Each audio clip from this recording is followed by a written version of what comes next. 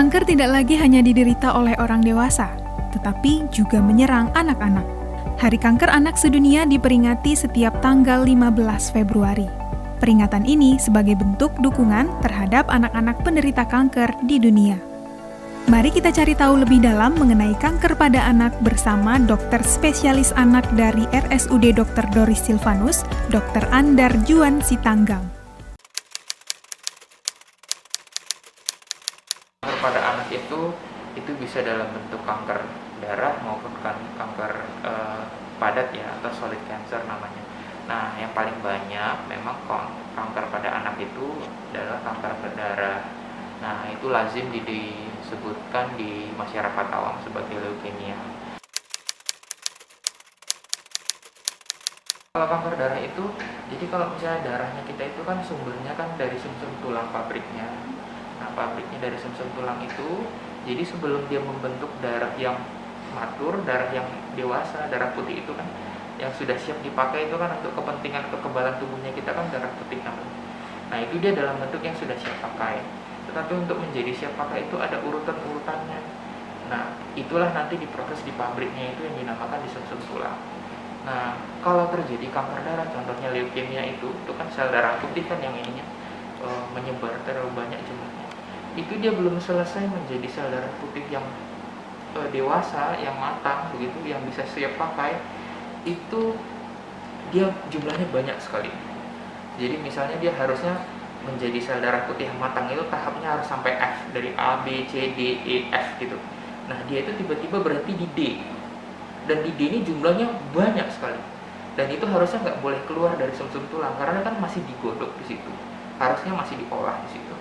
Nah, tiba-tiba dia harus keluar dari pabriknya karena saking banyaknya nggak muat di tempat itu lagi, masuk ke seluruh darah gitu.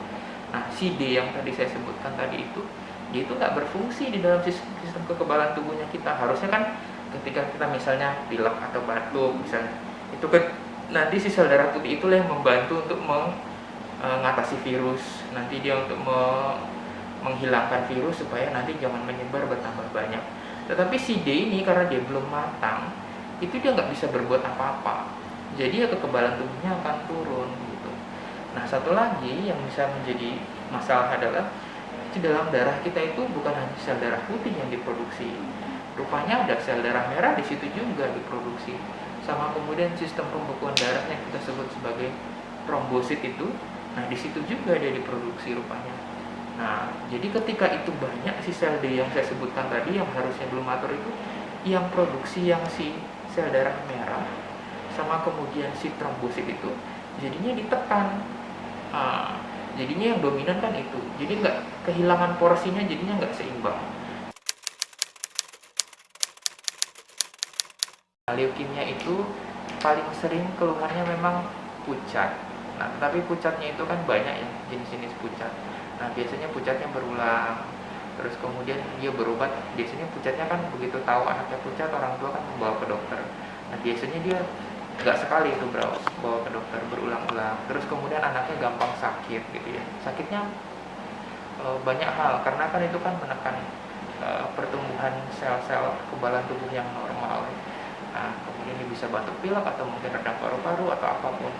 Terus kemudian bisa mendadak mimisan atau gusi berdarah. Terus kemudian bisa juga nanti dia ada bintik-bintik merah di tubuhnya, seperti orang demam berdarah itu kan ada bintik-bintik merah. Nah, itu kan karena trombositnya rendah. Bisa seperti itu. Ada juga yang memang dia ini kita meraba itu hatinya bengkak, limpanya juga bengkak. Dan kemudian ada yang kalau dia limfoma namanya, itu dia ininya membengkak, kelenjar getah beningnya banyak gitu. Sebenarnya nggak ada yang pasti ya rentang usianya ya. Cuman kalau misalnya kita melihat keparahannya mana yang paling berat gitu, kalau dia terdiagnosis di bawah 1 tahun, biasanya begitu. Jadi kalau misalnya makin kecil dia terdiagnosis, berarti itu resiko keparahannya itu, morbiditas istilahnya itu makin besar. Resiko kematiannya juga memang makin besar. Nah, jadi kalau misalnya dia terdiagnosis di umur 7 tahun dan kemudian misalnya ALL ya, acute lymphoblastic leukemia itu, terus juga pemeriksaan darah pertama kalinya katanya leukositnya nggak tinggi-tinggi amat gitu, terus kemudian parameter yang lain juga nggak begitu berat, biasanya harapan hidupnya dengan pengobatan yang terstandar itu bisa baik gitu.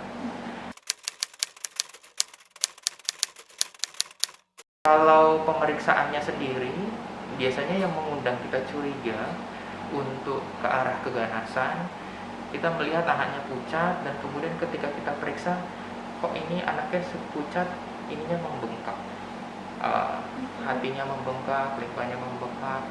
Terus juga kalau kita lihat pemeriksaan yang paling gampang kan pemeriksaan darah rutin ya. Nah, pemeriksaan darah rutin kalau anemia itu kan yang kita tahu HB-nya rendah kan gitu. Nah, selain HB-nya yang rendah itu, parameter darah yang lain itu juga dia turun, entah sel darah putihnya yang turun atau kemudian trombositnya itu turun. Nah, dari situ biasanya jadi pintu awalnya kita untuk melihat mendeteksi ke arah keganasan darah gitu. Leukemia yang kemungkinan sembuhnya itu paling besar itu adalah leukemia limfoblastik akut yang saya sebutkan tadi, dan ya syukurnya juga sistem pengobatannya itu di sini di Indonesia ya, di Indonesia itu sudah tersedia sebenarnya. Dan ya memang harus kemoterapi, itu bisa sampai 2 tahun, memang kemoterapinya ada urutannya panjang, dan itu memang saya akui ya, kemoterapi itu cukup melelahkan ya bagi keluarga, bagi pasien juga itu ya cukup menguras energi dan tenaga.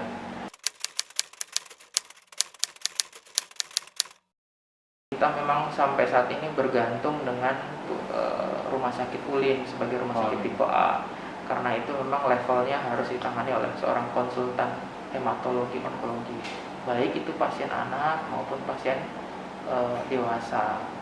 Jadi kalau pasien anak sendiri, kalau misalnya kita mencurigai ada pasien yang kita curigai kanker darah ya, itu leukemia itu, kita akan langsung meminta untuk dirujuk ke sana untuk mendapatkan pertama diagnosis pasti, yang kedua adalah memulai pengobatan.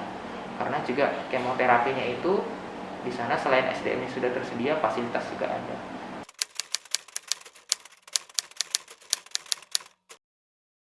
Nah, kalau kita katakan bisa dicegah kan berarti kita harus tahu sumbernya kan gitu kan ya. Ketika kita tahu sumbernya berarti kita tahu cara mencegahnya. Nah, sekarang ini problemnya memang itu tidak diketahui. Jadi ya ada nggak kaitannya dengan keturunan, biasanya kan gitu kan, ada memang keturunan itu ada, tapi sekian persen, nggak banyak, nggak sampai 20% juga. Itu yang pertama. Terus kemudian ada nggak faktor makanan gitu, ya memang ada jenis kanker tertentu misalnya kayak AML yang saya baca, kalau misalnya dia terhirup bensin misalnya, tetapi kan nggak semua orang terhirup bensin, ngapain juga orang ini kan menghirup bensin kan gitu. Nah jadi tapi sisanya yang lainnya itu adalah memang tidak diketahui.